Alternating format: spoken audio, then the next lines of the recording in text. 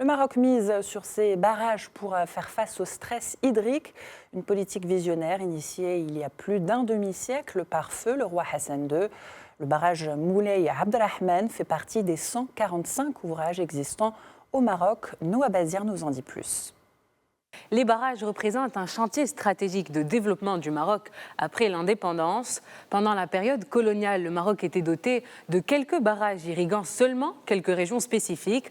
À partir de la fin des années 60, feu le roi Hassan II lance une politique ambitieuse de construction de barrages. Ce chantier devient même l'objectif majeur de la politique agricole et un des grands thèmes de la politique nationale. Le roi Hassan II souhaitait atteindre le million d'hectares irrigués dès la fin des années 70. En 1967, le roi Hassan II a entamé la construction de nombreux barrages, souvent en zones montagneuses et difficiles d'accès. Il avait été décidé à cette époque de terminer un barrage par an. La politique de construction de barrages avait trois objectifs principaux. Tout d'abord, il s'agissait d'augmenter la distribution d'eau potable, mais aussi produire de l'électricité et enfin irriguer les terres agricoles. Au cours de ces années-là, la construction de barrages a pu garantir la sécurité hydrique du Maroc et de faire face aux fluctuations climatiques, aux catastrophes naturelles et à la sécheresse résultant des saisons de pluie irrégulières.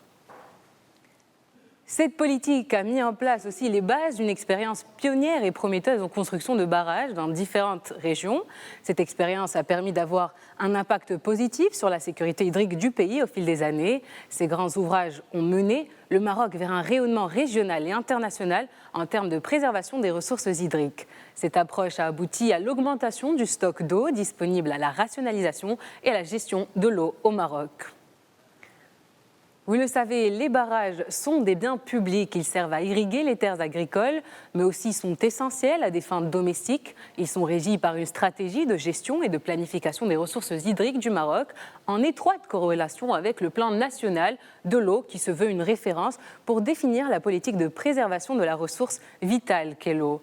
Au Maroc, le secteur agricole représente un secteur clé, d'où la nécessité de lancer des projets de préservation des ressources hydriques tout en anticipant tout manque d'eau.